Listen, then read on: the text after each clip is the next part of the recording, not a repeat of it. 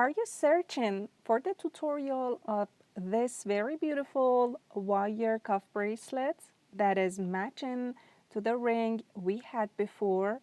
So this tutorial is just for you. Let's go ahead. Of course, for any pieces that we are going to make, we need to measure the size, and for the wrist, we could still use paper tape. I'm using 18 gauge wire, that is a soft type, for making this wire bracelet. Round nose pliers is of course one of the tools we need, chain nose pliers, and also flush cutter or wire cutter is needed. The metal hammer and the metal surface are also needed for this tutorial. The first step is to measure the size of your wrist. Pick up the paper tape, open it up, and wrap it all around your wrist. You could use a piece of yarn too. Cut this paper tape, and this would be 1 time length of your wrist. Okay, let's put it aside as a map. Second, we need to cut the wire. The wire I'm using is a covered type. You could see the differences between the ring and this wire that is orangish somehow, and I could remove or remain it. Okay, this is the length of my wrist, and the map I'm going to draw on this rectangle is something like a triangle with the width, and of course at last I'm going to leave about 3 centimeters to make the clasp. This is the width, and depends on your wrist size. It could be narrower or wider. I leave a space of about 2 centimeters for my delicate wrist. First of all, pick up 18 gauge wire, put it on the paper tape. This is 1 time length of your wrist, 2 time, and about 2 centimeters for the width and 3 centimeters for the clasp. You could also leave about 1 to 2 centimeters as the tolerance, and then cut it out with a napkin. Start making it straight. Put it on your map, and this is the time to form this wire. Mark the midpoint on the whole length of your wire, then put it at the midpoint of the width you have determined as the width of your bracelet, and mark the start and end point just like this red line, that is going to be the width of my bracelet. Then put your chain nose pliers at the start and ending point of this red line and make a 90-degree bend, one at the right side and one at the left side of that red line. Try to make both of them symmetrical. Until now, we have something like a rectangle, and the whole shape would be like a triangle. The start and ending point of this wire would be overlapped, and if not, cut the extra part out.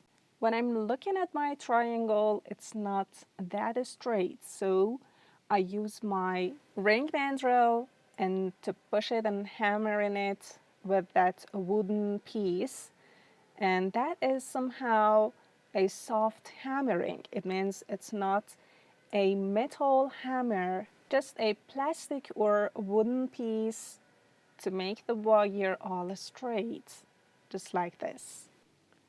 Okay, this is too much better now, and this is the time to do the hard hammering, and that would be the place that is going to be on top of your wrist, just like the ring, that we've hammered the top viewpoint. We do the same for the bracelets.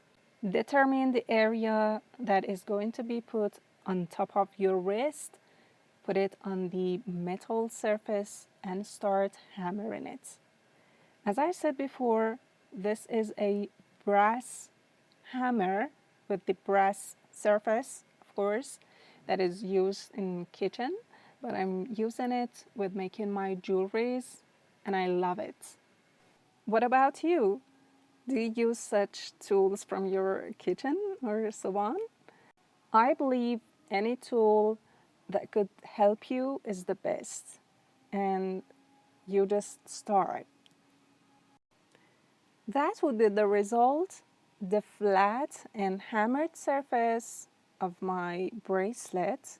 You could compare it with the other unhammered part, and this is the area that is going to be put on the top of my wrist. Before shaping this structure, there is a very important tip.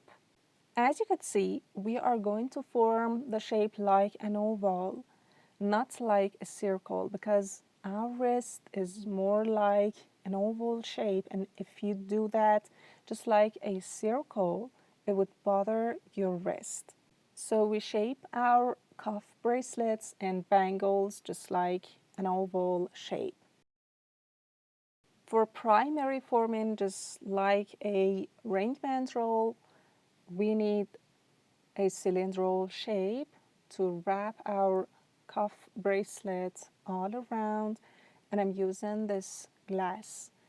You could use any other kind of cylindrical shapes and just put it all around and form it just like a circle at first, and then in continue we are going to make it like the oval shape.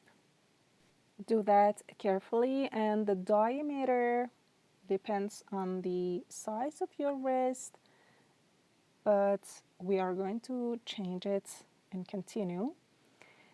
Then bend it at the middle to have something like a U shape. And at the end, the clasps. At the ending point of the wire, start making a very little loop with your round nose pliers, just like a P shape, and do the same for both ending parts, just one by one. I'm doing it with the smallest part of my round nose pliers, but there should be enough space to put the round nose pliers in. You could keep both of them, then to rotate them back, but as this is an 18 gauge wire, that could be a little difficult, so I do that one by one.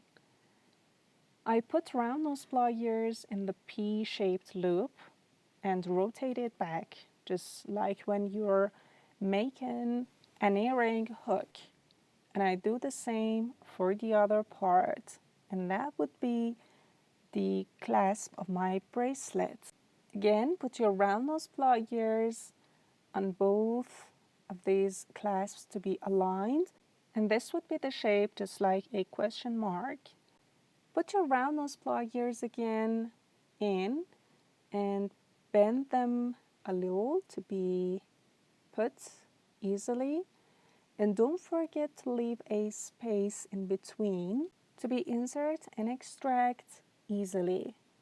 Just like this, we close and put the clasps into that rectangular shape, and to open it up. Also, it's flexible, that helps you to try it on.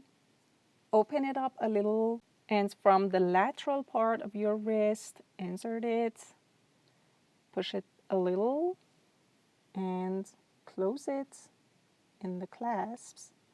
And that's it. That very beautiful wire bracelet is ready. That matches to the ring we had the tutorial in previous videos. What do you think about it? Just comment it below for me. Take care. Bye-bye.